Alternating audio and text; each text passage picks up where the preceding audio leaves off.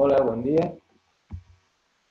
Mi nombre es José Gregorio Montero y en representación de los miembros de la unidad de ecografía cardiopulmonar del Departamento de Cardiología del Hospital Militar Universitario, Dr. Carlos Arbelo, le presentaré el trabajo de investigación, evaluación ecográfica cardiopulmonar en COVID-19, un nuevo enfoque.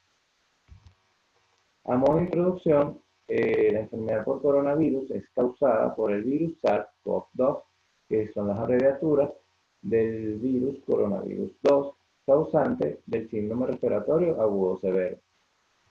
Recordando que este virus va a producir una enfermedad que se caracteriza por un proceso de neumonía que progresa a complicaciones que pueden llegar hasta el shock séptico, acidosis metabólica, coagulación intravascular diseminada e incluso la miocarditis. El diagnóstico de elección realmente son por pruebas inmunológicas o serológicas de aislamiento viral. La que tiene mayor sensibilidad o el diagnóstico de elección es aquella prueba que se realiza con reacción en cadena de polimerasa en tiempo real del virus. Sin embargo, el diagnóstico radiológico es de gran importancia y dentro de estos, el estudio que mayor ha tenido, digamos, o relevancia es la rayos X de tórax en conjunto con la tomografía de tórax, con los hallazgos típicos que son opacidades en vidrio esmerilado como hallazgo principal, seguido de consolidación con claro predominio periférico. Se han descrito la mayor frecuencia de los hallazgos en el lóbulo inferior izquierdo, en los campos pulmonares inferiores, y no es frecuente observar nódulos pulmonares sólidos, cavitaciones e incluso derrame pleural. En una serie de pacientes, de hecho, se ha reportado rayos X de tórax normales y pacientes que se encuentran sintomáticos de la enfermedad. Por su parte, la sensibilidad reportada para la tomografía de tórax de alta resolución es de un 94%, con una especificidad de 37%, lo que nos permite afirmar que es el gold estándar en cuanto a los estudios de imagen para el diagnóstico de la enfermedad. Por su parte, el ecosonograma pulmonar ha tenido gran importancia durante esta pandemia, porque ha servido desde el momento del triaje para decidir el tratamiento intra-hospitalario, ingreso a unidades de terapia intensiva, diagnóstico, seguimiento y pronóstico de formas leves y severas, hacer diagnóstico diferencial e incluso evitar radiación a nuestros pacientes con una técnica que disminuye los costos y disminuye los tiempos de atención. En esta técnica se han descrito distintos patrones, desde un patrón que asemeja a la normalidad, dada por un pulmón aireado, que se representa por deslizamiento de línea pleural y unas líneas A, pasando a un pulmón húmedo con síndrome intersticial, dada por líneas B, hasta síndrome de consolidación y derrame pleural.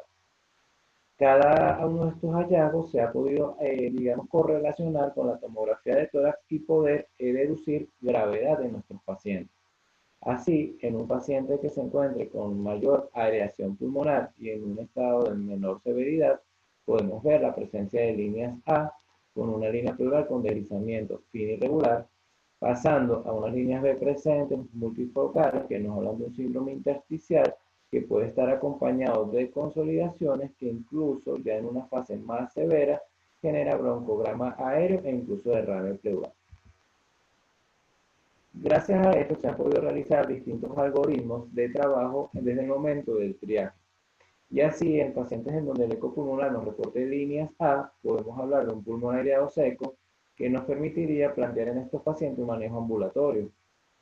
Por su parte, en aquellos pacientes que presenten un pulmón húmedo o síndrome intersticial con deslizamiento de líneas B, nos refleja de que el paciente se beneficiaría de hospitalización. Y en caso de que esto se acompañe de disnea y taquipnea, incluso que el paciente deba ser ingresado en una unidad de cuidados intensivos.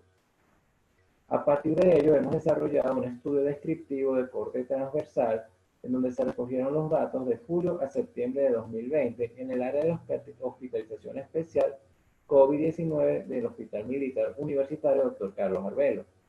Los estudios fueron realizados por licenciados cardiopulmonares adscritos a la sección de ecografía cardíaca y pulmonar del Departamento de Cardiología de nuestro hospital con adecuado uso de equipos de protección personal.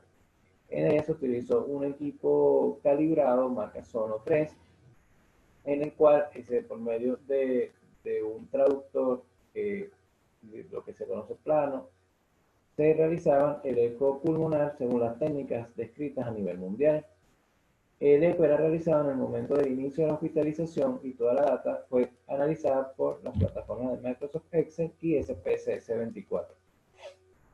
En cuanto a los resultados, se encontró que la media de pacientes hospitalizados o que se realizó el estudio fue de 60 años con un promedio de días con síntomas de 10.6. Se analizaron 35 reportes de ecograma cardiopulmonar y 57% de los pacientes eran de sexo masculino. Esto se asemeja a algunas bases de datos, sobre todo a nivel de los Estados Unidos, en donde el predominio de los pacientes que requieren hospitalización ciertamente eran de preponderancia masculinos y con una edad media de 63 años. Por su parte, en cuanto a los síntomas referidos, los más frecuentes fueron la tos en un 97%, seguido de la fiebre y la disnea en un 74.29%. Y en las comorbilidades presentadas, el 57.14% de los pacientes hospitalizados refería tener hipertensión arterial, 22.86% tabaquismo y un 17% diabetes. Esto guarda relación con las distintas estadísticas reportadas en el caso de China, Estados Unidos e Italia. Aquí les traigo alguna de ellas en donde se puede ver que igual a lo reportado en nuestro estudio,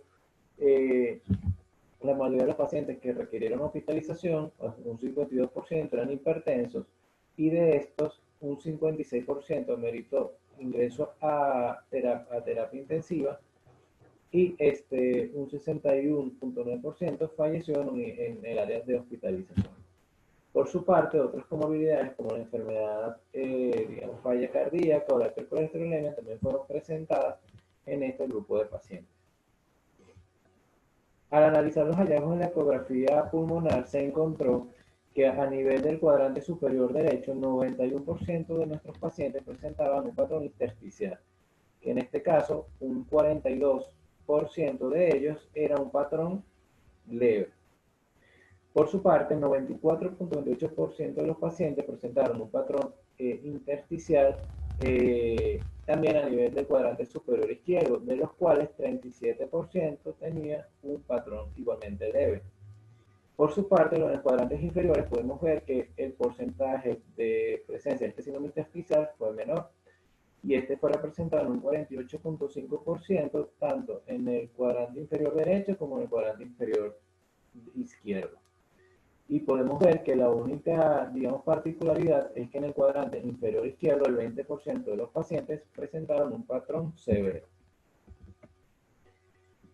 Al analizar un poco otros hallazgos ecocardiográficos, pudimos ver que el 94.29% de nuestros pacientes se les refirió una función sistólica conservada, mientras que con 88.57% se les reportó válvulas normales. Un 40% de los pacientes presentó consolidado y un 11.43% presentó derrame pleural. Y al analizar la función sistólica podemos ver que si bien esta fue conservada, 91% de los pacientes presentaban cavidades normales y solo un 9% se les reportó dilatación de cavidades, de las cuales la más frecuente fue una hipertrofia ventricular izquierda. Estos hallazgos guardan relación con lo reportado en distintas literaturas, en donde se reporta que la presencia de líneas B realmente son ausentes en aquellos pacientes en una situación normal, pero que neumonía por COVID-19 son presentes y con una distribución realmente aleatoria, aunque se ha reportado el mayor predominio en los cuadrantes superiores pulmonares, como se reportó en nuestro estudio. Por su parte, las consolidaciones podemos ver que usualmente son pequeñas y periféricas, pero no son tan frecuentes como en otras enfermedades, como por lo menos sí lo es en las neumonías bacterianas o el síndrome de distrés respiratorio del adulto. En pacientes con COVID severo, en que se encuentran intubados en ventilación mecánica, este hallazgo sí fue frecuente, pero no fue un hallazgo evidenciado en nuestro estudio. Por su parte, en el derrame pleural podemos ver que como nuestro estudio realmente no es frecuente en pacientes con COVID-19 y son hallazgos realmente triviales en las zonas menos aireadas. Esto nos permite concluir que en pacientes que requirieron hospitalización por COVID-19 se asociaron comorbilidades cardiovasculares como hipertensión arterial, diabetes mellitus y enfermedad coronaria, así como una edad mayor de 60 años. Estos pacientes presentaban en cuanto a los síntomas más frecuentemente referidos, fiebre, tos y disnea, y alrededor del 10º día de inicio de los mismos, fue que presentaron el requerimiento de hospitalización.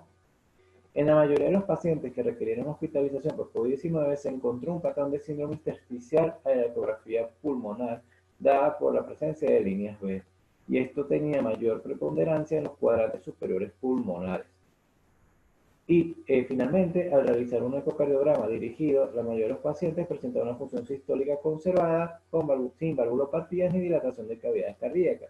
Esto nos permite sugerir o inferir de que la ecografía pulmonar es un estudio que tiene importancia durante la evaluación de estos pacientes que presentan COVID-19 en vista de que la presencia de un síndrome intersticial, como ha sido sugerido en la distinta literatura, y esto dado por presencia de líneas B, son un predictores de hospitalización en este grupo de pacientes. Y con ello pudiéramos recomendar que se plantea la evaluación de todos los pacientes con COVID-19 sospechosos confirmados con esta técnica. Y el ultrasonido pulmonar realizado a pie de cama para evaluar compromiso pulmonar por COVID-19 podría ser un método complementario auxiliar relevante tanto en el diagnóstico como en el pronóstico y seguimiento de pacientes con esta enfermedad. Y bueno, este estudio sirve, digamos, de introducción para seguir investigando en nuestro centro la relación entre estos hallazgos a la ecografía pulmonar con la evolución clínica de nuestros pacientes e incluso para después poder predecir pronóstico y conductas terapéuticas. Agradecidos por la oportunidad y por las atenciones dadas, les agradezco mucho su atención.